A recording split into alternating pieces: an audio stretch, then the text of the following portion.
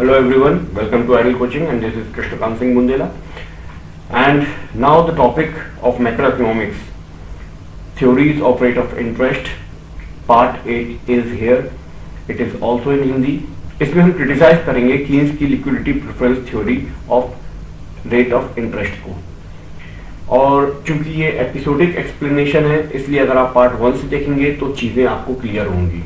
Okay, criticise करने के लिए जो पॉइंट्स हैं कीन्स लिक्विडिटी प्रेफरेंस थ्योरी को, वो है indeterminate theory, ignores real factors all together, no liquidity without saving is available, goes contrary to observe facts, और लास्ट है all or nothing theory. It is indeterminate theory. जैसे classical theory indeterminate थी वैसे ये भी इनडिटर्मिनेट है। क्यों है ऐसा? देखिए, ये जो लेवल्स हैं पैसों के अलग अलग, ये चेंज होते रहते हैं।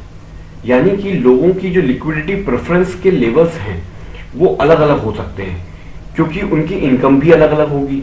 अब जिसको जितनी ज्यादा इनकम मिल रही है, टैक्स जितना कट रहा है, उसके हिसाब से ही तो उसकी लिक्विडिटी प्रेफरेंस होगी।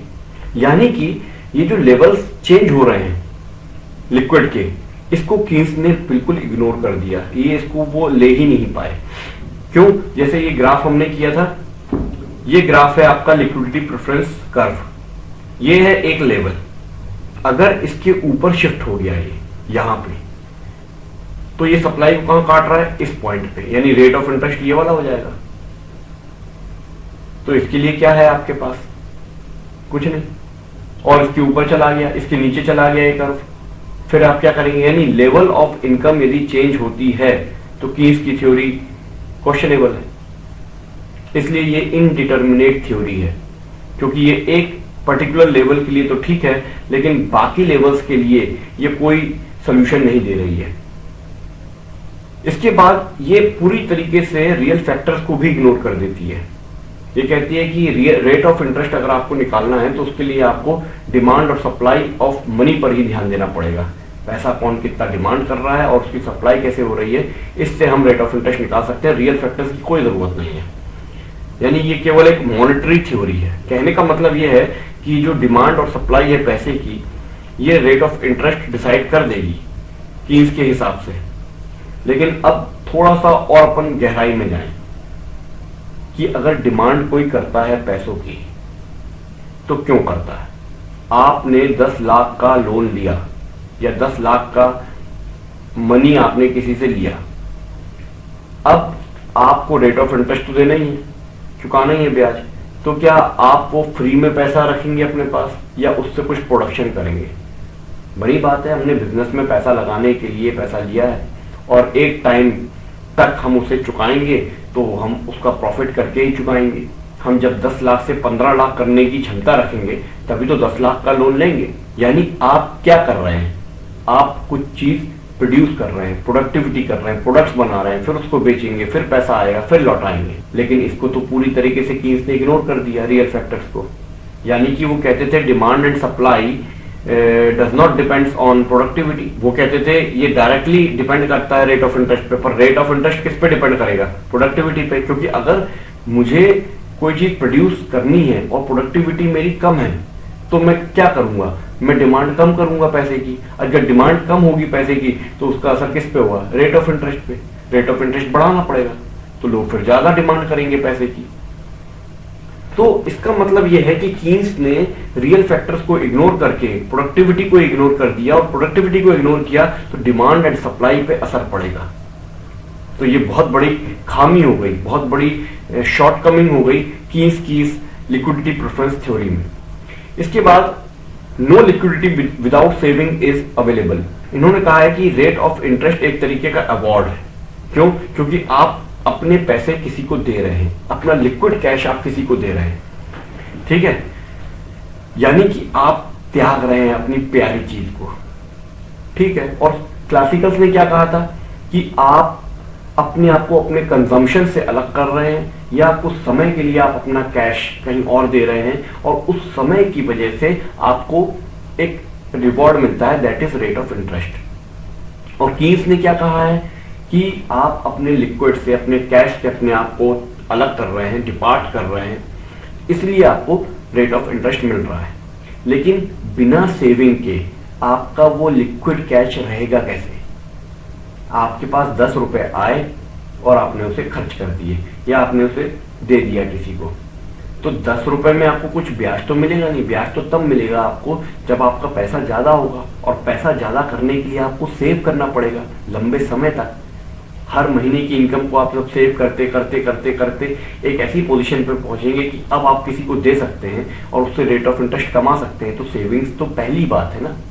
सेविंग्स तो आपको करनी पड़ेगी, और सेविंग्स का मतलब होता है कि आप कंजम्पशंस को काटेंगे, यानी अपने आप को डिपार्ट करेंगे किससे? कंजम्पशन से हटाएंगे कि मुझे ज्यादा खर्च नहीं करना है, तभी तो मैं सेव कर पाऊंगा।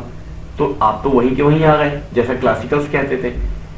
तो यहां पर यही क्रिटिसिज्म है कीन्स का कि लिक्विडिटी हो ही नहीं सकती अगर आप सेविंग ना करें। तो यहां पर इनकी ये बात फिर से कट गई। इसके सॉल्यूशंस हैं, हम लोग जब और आगे बढ़ेंगे। प्रोफेसर HR हाइक्स ने ISLM कर्व दिया है और उसमें इन्होंने इसकी पूर्ति करने की चेष्टा की है। इसके आगे goes contrary to observed facts. ये क्या है? ऑब्जर्व ये किया जाता है कि लोग बाग पैसा कब अपने पास रखना चाहते हैं। उनकी फर्स्ट चॉइस कैश कब होती है कि वो अपने पास रखना चाहते हैं। क्यों रखना चाहते हैं? क्योंकि वो जानते हैं कि जब रेट ऑफ इंटरेस्ट ज्यादा होगा तो उनको फायदा होगा। तो रेट ऑफ इंटरेस्ट ज्यादा करेंगे तो लोग ज्यादा पैसा अपने पास लिक्विडिटी को प्रेफरेंस देंगे, और जब उसको देंगे तो जब रेट ऑफ इंटरेस्ट गिरेगा तो वो लिक्विडिटी प्रेफरेंस की जो इच्छाएं हैं लोगों की वो भी गिर जाएगी। लेकिन ये बड़ा कॉन्ट्रेरी है। क्यों? क्योंकि अगर डिप्रेशन का टाइम आया, डिप्रेशन के टाइम में क्या होता है, अगर आप रेट ऑफ इंटरेस्ट को कम भी कर रहे हो तो भी लोग ज्यादा करेंगे लिक्विडिटी प्रेफरेंस पर ध्यान, मतलब वो ज्यादा सेव करने की कोशिश करेंगे, अपने लिक्विड को ज्यादा प्रेफरेंस देंगे, क्योंकि डिप्रेशन का टाइम है, वो रिस्क नहीं ले सकते। आप चाहे जितना रेट ऑफ इंटरेस्ट कम कर दीजिए, मगर वो पैसा अपने पास रखेंगे, ये और बढ़ जाएगा क्योंकि स्पेकुलेशन बढ़ जाएगा कि आने वाले टाइम में पैसा मिले ना मिले, तो वो पैसा और अपने पास जमा करेंगे। और इन्फ्लेशन के टाइम में क्या होगा, जब रेट ऑफ इंटरेस्ट हाई जाएगा तो वो कम से कम ध्यान देंगे अपने लिक्विडिटी प्रेफरेंस पर। क्यों? क्योंकि रेट ऑफ इंटरेस्ट जब बढ़ रहा है, उनको पता है आने वाले टाइम में घटेगा, अभी तो बहुत महंगाई बढ़ गई है, तो पैसा कैश रखने का कोई मतलब नहीं है।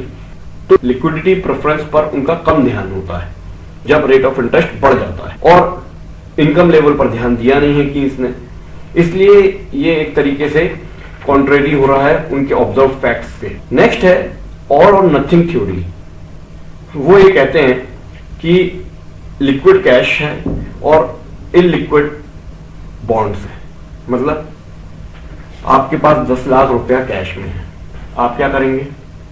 जब आप अपने उस 10 लाख रुपए को अपने से जुदा करेंगे, अपने उस प्यारी चीज को, आप क्या खरीदेंगे? बॉन्ड्स। पूरे पूरे खरीद लेंगे क्या? नहीं। कीन्स ने लेकिन कहा है कि आप पूरे पूरे पैसों से बॉन्ड्स खरीद लेंगे। क्यों? क्योंकि उनको रेट ऑफ इंटरेस्ट निकालना था। लेकिन ऐसा होता नहीं है। हम कुछ कैश रखते हैं, कुछ बॉन्ड्स रखते हैं, हम ATM भी रखते हैं अपने पास, लेकिन कैश भी रखते हैं। हमको हर प्रकार का मटेरियल चाहिए क्योंकि हम अपने आप को हमेशा फैसिलिटेट करना चाहते हैं। यहां पर कीन्स ने ऐसा नहीं किया।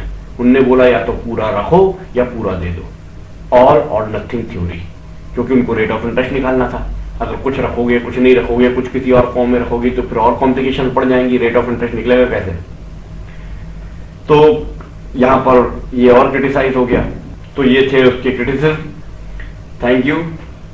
To be continued in the next part, और नेक्स्ट पार्ट और उसके बाद एक और पार्ट जिसमें मैं ISLM कर्व समझाने वाला हूं। ये बहुत इंपॉर्टेंट टॉपिक है और मैंने इसी टॉपिक को तैयार करने के लिए इतना बिल्डअप किया है। यहां तक की सारी कहानी मैंने बनाई इसलिए है, इसकी प्रिपरेशन इसलिए की थी ताकि मैं ISLM कर्व को अच्छे से समझा पाऊं। Thank you.